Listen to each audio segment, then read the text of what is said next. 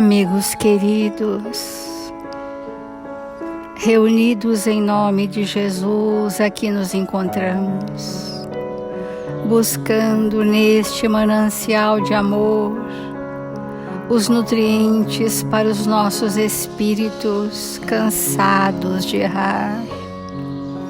Aqui estamos, Senhor, vibrando a progressividade da esperança,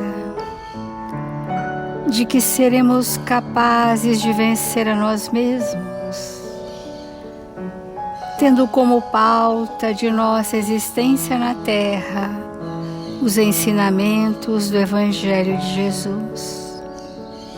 Fortalece-nos o ânimo, Senhor, e dá que possamos estar encorajados a superarmos os obstáculos do caminho.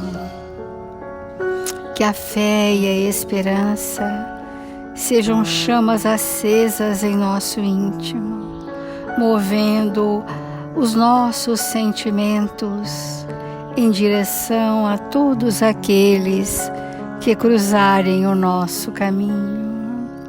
Sob suas bênçãos de paz, iniciamos a manhã deste dia com reflexões sobre o seu Evangelho, Senhor. Derrama sobre nós a vossa misericórdia e guarda-nos em sua paz, hoje e sempre. E que assim seja, Senhor.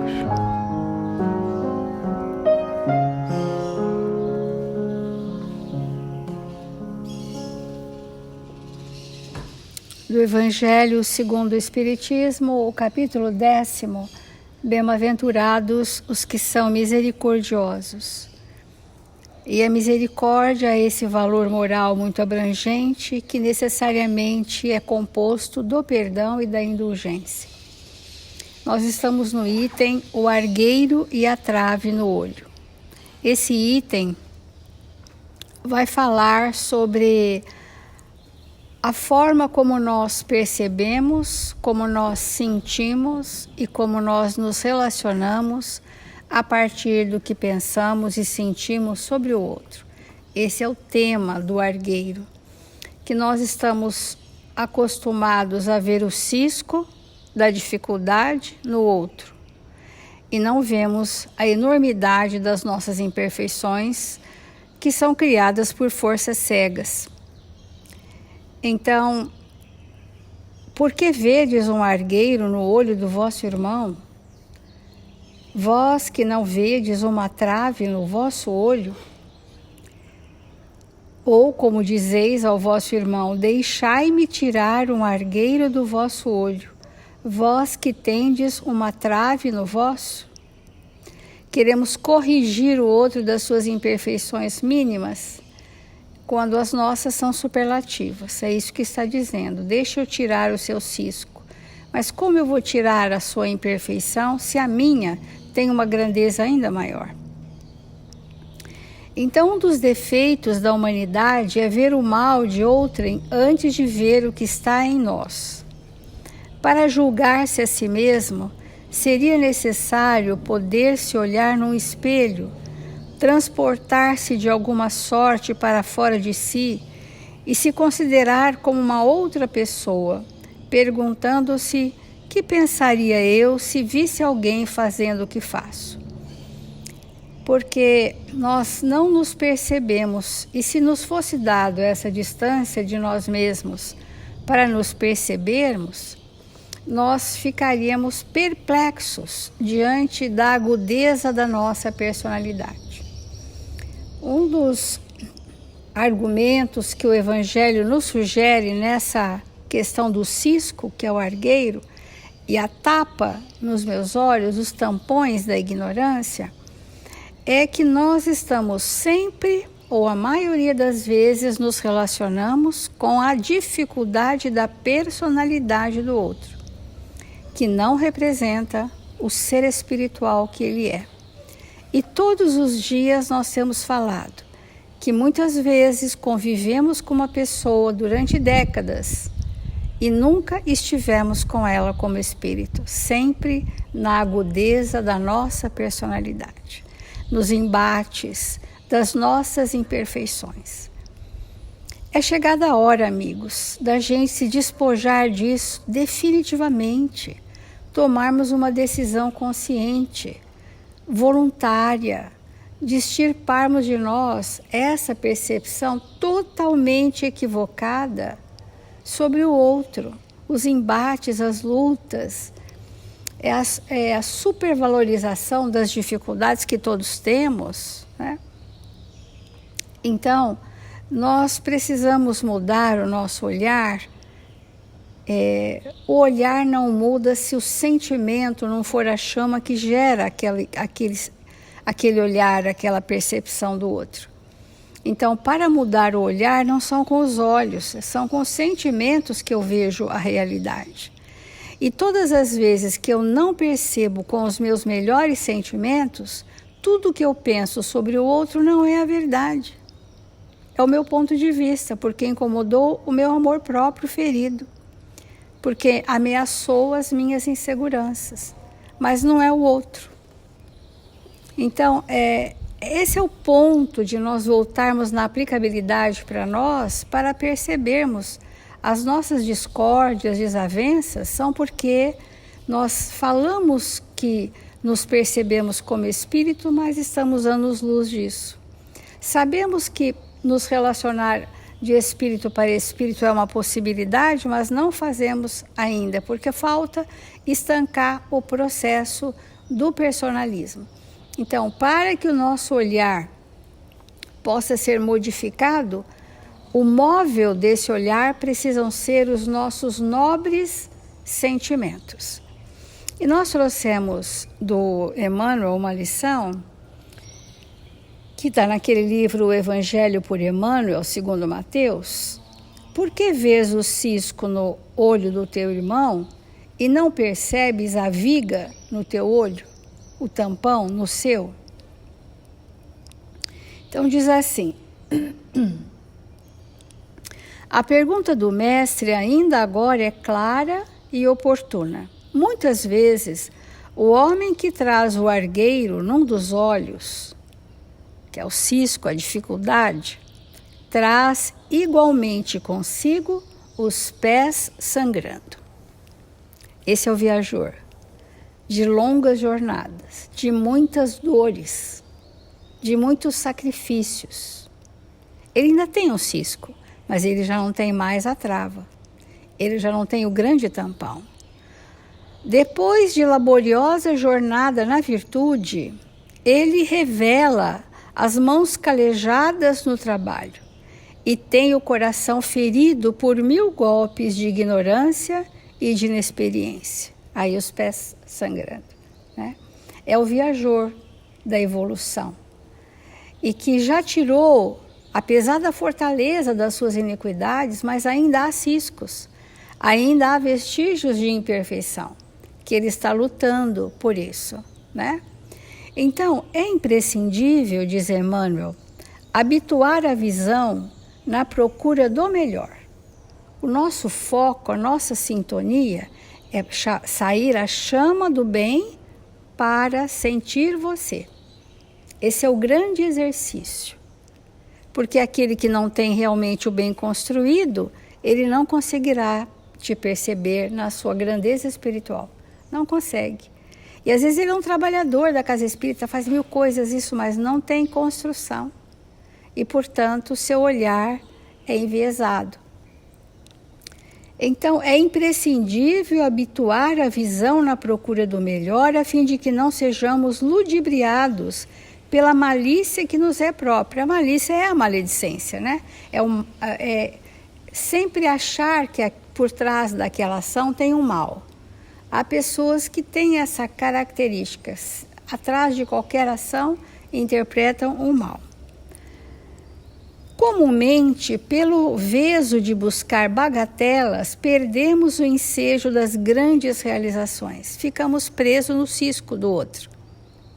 Presos, dia e noite, naquela confronto, irritabilidade, negação, dificuldade.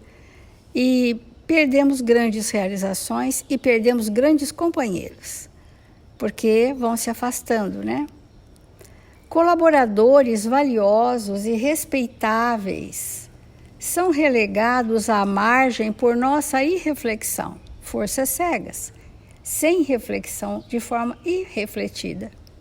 Em muitas circunstâncias, simplesmente porque são portadores de leves defeitos, ciscos. Como Chico dizia que ele era um cisco. Portadores de leves defeitos ou de sombras insignificantes do pretérito que o movimento em serviço poderia sanar ou dissipar. E nós ficamos presos por irreflexão nas circunstâncias das sombras insignificantes que o outro projeta de si. Aproveitemos o irmão de boa vontade na plantação do bem, olvidando as rusgas que lhe cercam a vida. Que seria de nós se Jesus não nos desculpasse os erros e as defecções de cada dia, os abandonos, as deserções, né? Se os amigos espirituais que nos caminham, né, que caminham conosco pela existência, que se dignaram a nos acompanhar, se eles não fossem compreensivos, se não fossem indulgentes para conosco, o que seria de nós? Né? E se Jesus é o nosso modelo e guia, ele é o exemplo do quanto a indulgência precisa compor os nossos sentimentos. E se esperamos alcançar a nossa melhoria, contando com a benemerência do Senhor, por que negar ao próximo a confiança no futuro? Né? Então, isso vai tornando a pessoa bastante hostil, porque vai enregelando os pensamentos no cisco, ou seja, nas mínimas imperfeições uns dos outros. Consagremo-nos à tarefa que o Senhor nos reservou na edificação do bem e da luz e estejamos convictos de que, assim agindo, o argueiro que incomoda o olho do vizinho, tanto quanto a trave que nos obscurece o olhar, se desfarão espontaneamente, restituindo-nos a felicidade e o equilíbrio por meio da incessante renovação.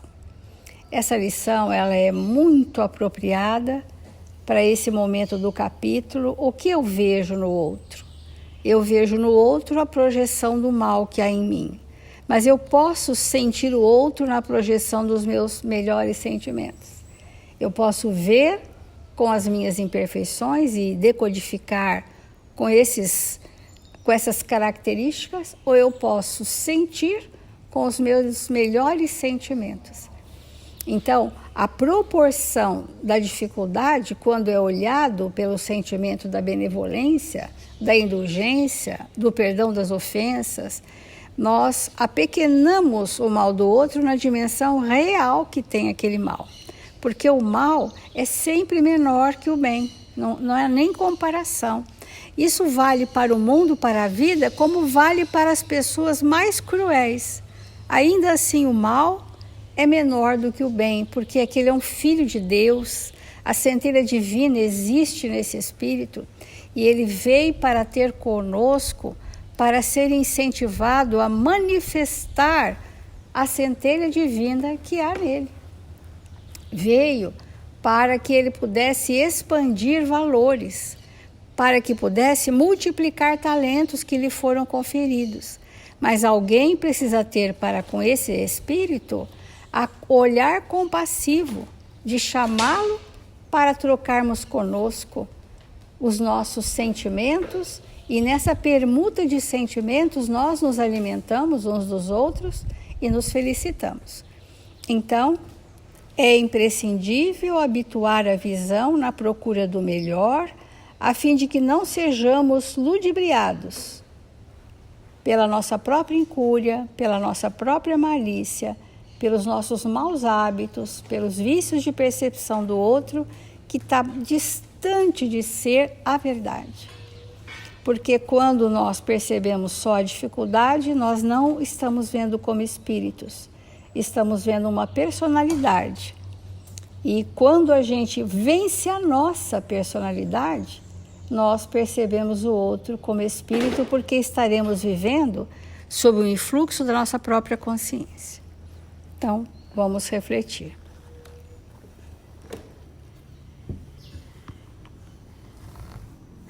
Eu sempre penso que é uma maravilha nós demorarmos o nosso pensamento no Evangelho nessas lições extraordinárias que Jesus nos traz, nessas reflexões que Ele nos convida a penetrar, porque realmente o Evangelho é o caminho, a verdade e a vida. Quando Jesus trouxe isso para nós, Ele nos deu uma lição de que não daríamos conta de maneira nenhuma de viver na Terra sem essa boa nova. Porque viver na Terra sem a boa nova é um estado permanente de falência. A gente vai falindo dia a dia, diante daquilo que nós viemos construir, que viemos realizar, que viemos ajustar.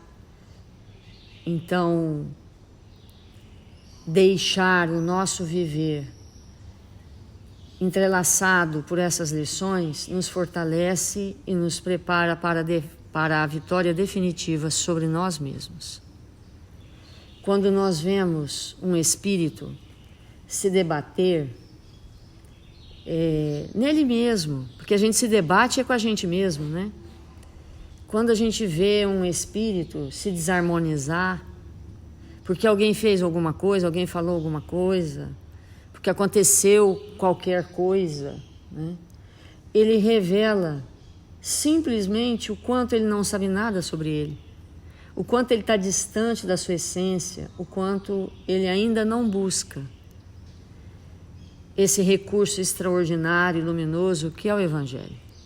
Então, quanto mais destrambelhado nós formos, maior a revelação de que estamos sem saber nada sobre nós mesmos. E não é fácil de maneira nenhuma nós interpretarmos estas lições que Jesus nos traz. E a gente lê uma frase que ele falou há 2000 anos atrás ou mais e ficamos refletindo, tentando absorver aquele conteúdo para aplicar em nossas vidas.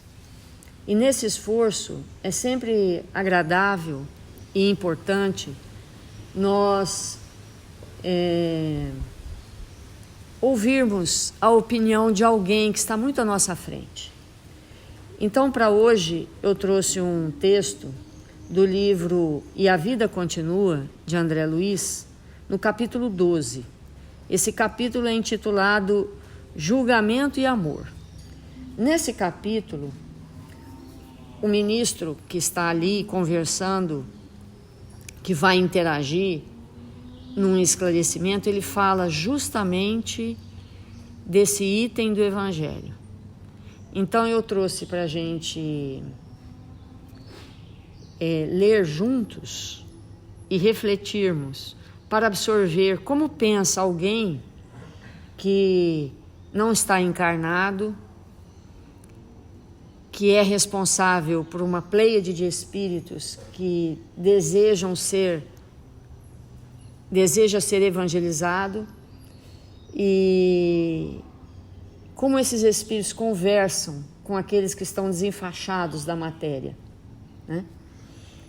E então é interessante, eu gostaria de descrever o que André Luiz fala. Ele diz assim, que as pessoas estavam todas reunidas num lugar e tinha um ambiente muito agradável, onde as pessoas estavam sendo acolhidas, e na parede muito branca, diante da assistência de todas aquelas pessoas que estavam ali, tinha uma legenda escrita: Templo da Nova Revelação, casa consagrada ao culto de nosso Senhor Jesus Cristo. Então as pessoas estavam ali buscando, como nós estamos fazendo aqui, né, na Terra, buscando se iluminarem, se esclarecerem com o conteúdo do Evangelho. Então nós vamos ver que no universo todo, em regiões materiais ou materializadas como o nosso planeta, e fora desses ambientes materializados, há essas estruturas espirituais destinadas a instruir-nos como espírito. Então, e ainda ele comenta, ao invés, ele descreve o cenário, né, e diz: ao invés de qualquer símbolo ou escultura, jazia apenas na tela,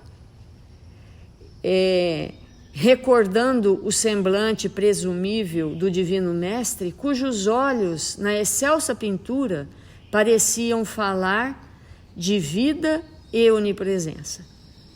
Então, achei interessante porque naquele ambiente tinha uma tela. Vamos relembrar que esse livro foi escrito, né, num tempo que nem havia projetor de slide, que nem havia multimídia, né? Mas ele já falava que nesse ambiente existia uma tela, e que não era uma pintura, né? Porque ele deixa bem claro isso.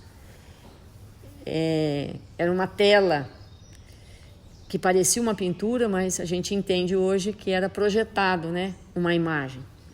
Nesse cenário surge então um homem, envergando túnica lirial, saudou a assembleia reverente. Logo após, dirigiu-se para o alto, em oração comovedora, rogou as bênçãos de Jesus para os ouvintes expectantes. Em seguida, aproximou-se do grande exemplar do Novo Testamento, aberto sobre delicado porta-livros, e leu os versículos de número 1 a 4 do capítulo 7 do Evangelho do Apóstolo Mateus. Não julgueis para não serdes julgados, pois com o critério com que julgardes, sereis julgados, e com a medida que tiverdes medido, vos medirão também. Porque vês tu o argueiro no olho do teu irmão, sem notares, porém, a trave que está no teu próprio? Ou, como dirás o teu irmão: deixa-me tirar o argueiro do teu olho, quando tens a trave no teu? Então, o ministro lê esse comentário de Jesus e ele vai então fazer a sua interpretação. Ele diz assim: irmãos, vamos nos transportar para aquele ambiente e ouvir com a alma os comentários desse irmão que está mais à nossa frente. Então ele diz: irmãos, até ontem éramos parte integrante da coletividade humana, a nossa bendita família da retaguarda, e acreditávamos no poder de julgarmos-nos uns aos outros. Olha como que ele começa a sua fala no sentido de desmoronar dos nossos corações, da nossa mente, o grande equívoco de julgar uns aos outros. Porque quando nós demoramos o nosso pensamento na observação daquilo que o outro está fazendo de inadequado, nós aplicamos toda a nossa energia vital, que foi nos oferecida dentro de um planejamento reencarnatório, para que pudéssemos olhar para nós mesmos todo o tempo todo, de maneira ininterrupta, para fazer as mudanças que viemos fazer conosco, nós abdicamos de utilizar desses recursos vitais para nossa transformação, para nos deter nas dificuldades alheias, que será apenas e tão somente tempo absolutamente perdido, que teremos que prestar conta a qualquer momento. Porque deter o nosso pensamento em julgar alguém é um estado de loucura, de afastamento completo de nós mesmos. É nós afirmarmos para nós e para o mundo que a nossa atenção está no outro e que nós estamos esquecidos de nós mesmos. E o que significa isso? Né? Então, na hora que eu olhar, que eu deter o meu olhar na dificuldade de alguém, eu tenho que imediatamente, naquele movimento que Jesus nos ensina do vigiar, eu tenho que imediatamente me corrigir. Peraí, deixa eu voltar o meu olhar para mim mesmo. Porque se eu ainda estou na condição de crítico do outro, tem algo errado comigo. Deixa eu voltar para mim mesmo e ver se pelo menos eu corrijo isso. Né? Então, é muito importante isso que ele traz para nós. Acreditávamos. Ele começa assim, eu me refiro, então ele diz, eu me refiro àquele tempo que nós estávamos encarnados e que nós acreditávamos no poder de julgarmos uns aos outros. Poder do mundo, poder da personalidade, poder que passa, poder que destrói. Né? Então é muito importante esse comentário desse irmão. E aí ele continua. Encastelados nas ideias religiosas que supunhamos escravizar o serviço de nossas paixões, imaginávamos adversários e transviados quantos não pensassem por nossos princípios. É magnífico isso, amigos. É absolutamente extraordinário. Ele está falando dessa trave, né, que está em nossos olhos. Ele está falando que, enquanto estamos encarnados, nós perdemos o nosso tempo, nós nos envolvemos em apontar o nosso dedo, em movimentar as nossas energias mais saudáveis para criticar aqueles que não pensam como nós. E nos esquecemos que a nossa forma de pensar hoje, que já é, obviamente, infinitamente melhor do que a nossa forma de pensar há 2000 anos atrás, mas que a nossa forma de pensar hoje ainda traz muito equívoco, ainda é muito equivocada. E olha só, eu quero que o meu irmão pense como eu, sem perceber os inúmeros equívocos que daqui a 200 anos, quando eu reencarnar de novo, eu vou perceber quão infantil eu era. Então, é esse estado de inconsciência que a gente vive e que nós estamos sendo convidados a abandonar.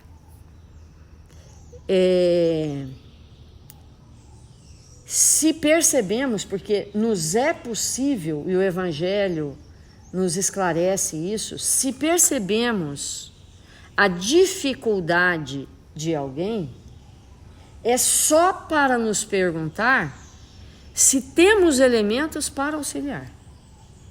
É só para isso. Porque fora disso, é nos comprometermos com a lei. Olhar a dificuldade do outro para, entre milhões de aspas, analisar, é só adensar a materialidade que nós ainda trazemos. Então, é permitido observar a dificuldade daqueles que nos cercam apenas e tão somente se for para auxiliar, se for para estender as mãos, se for para oferecer o que o outro ainda não possui. Apenas e tão somente nesta condição. Fora disso, é equívoco outra vez. Então, o outro não está agindo como eu acho que deveria ser o melhor, cola nele e mostra para ele, através do seu exemplo, como se faz. Imanta ele da sua luz, das suas vibrações harmonizadas com o Cristo, com Deus nosso Pai, que ele vai ceder, sem que você diga só uma palavra, porque o exemplo arrasta.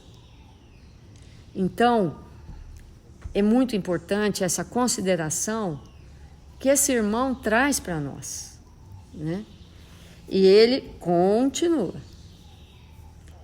Ele diz: interpretávamos os ensinamentos do nosso Senhor Jesus Cristo conforme o nosso arbítrio, exigindo que o Senhor da vida se nos fizesse rebaixado servidor na estrada sombria e tortuosa que não nos cansávamos de palmilhar. Aqui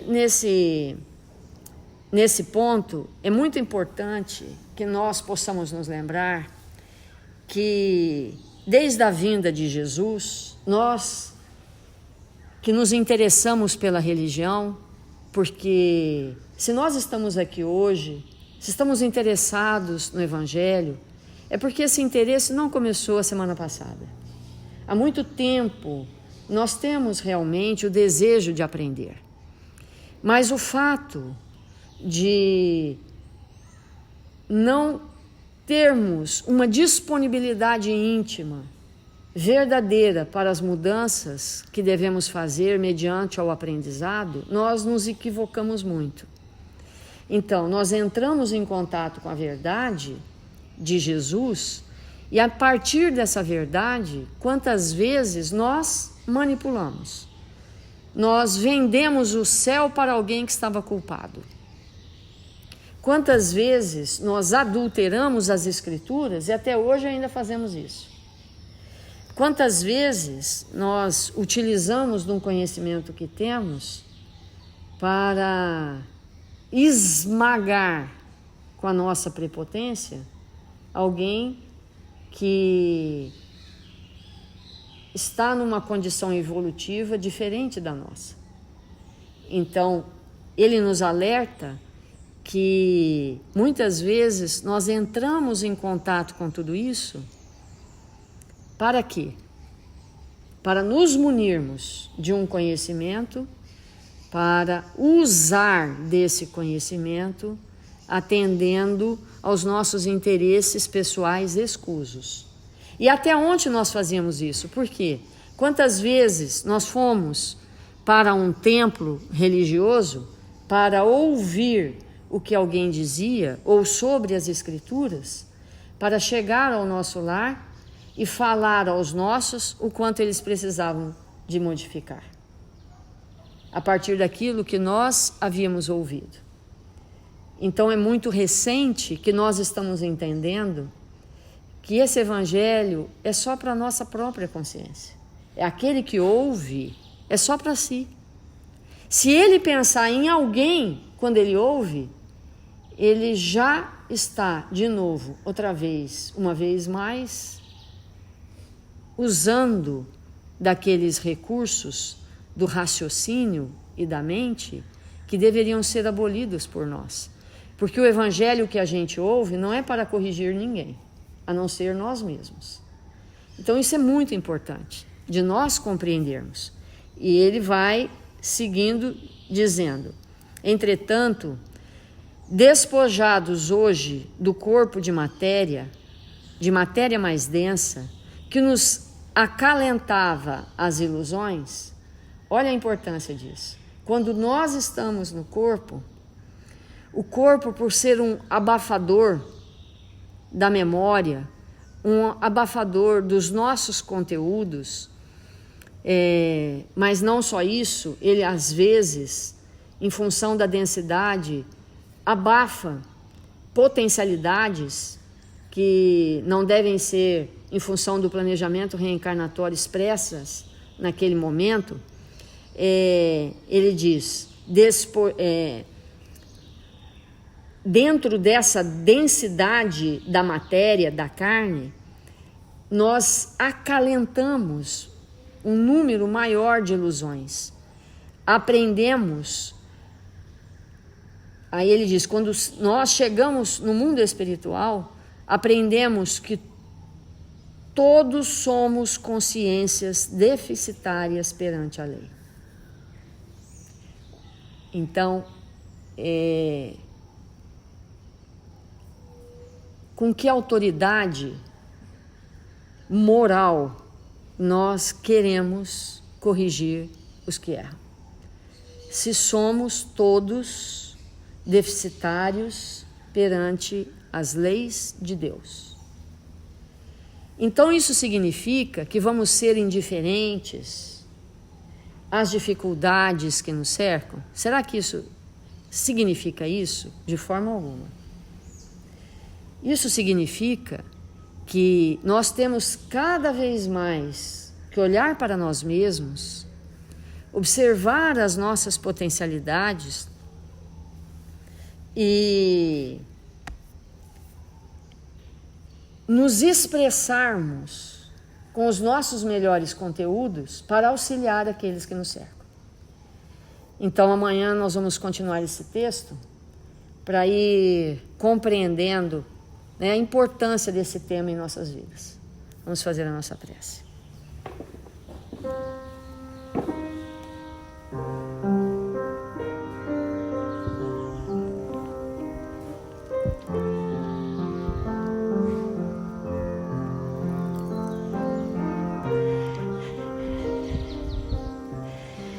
Deus, nosso Pai, Jesus, nosso Mestre, mil vezes obrigado por nos encontrarmos aqui, desejosos de aprender cada vez mais estas lições de vida eterna, Senhor. Que possamos envolver todos que nos cercam com o que temos de melhor, para nos sentirmos irmanados no seu amor, sustentados para nos fazermos espíritos melhores. Rogamos o seu amor, a sua proteção, Senhor, a todos os nossos irmãos registrados nos cadernos de vibração da nossa casa. Que eles possam receber nesta hora a luz do seu amor, Senhor, a presença generosa desses espíritos que nos cercam, que nos envolvem em vibrações de paz e de equilíbrio. Que nesse instante, todos nós, Senhor, que nos encontramos em seu nome na terra, possamos executar as nossas mínimas tarefas onde quer que nos encontremos. Que nós possamos nos iluminar pelo bem que somos capazes de fazer, pelo amor que somos capazes de emitir em favor daqueles que nos cercam. Que o Senhor nos abençoe e nos fortaleça, hoje e sempre. Que assim seja.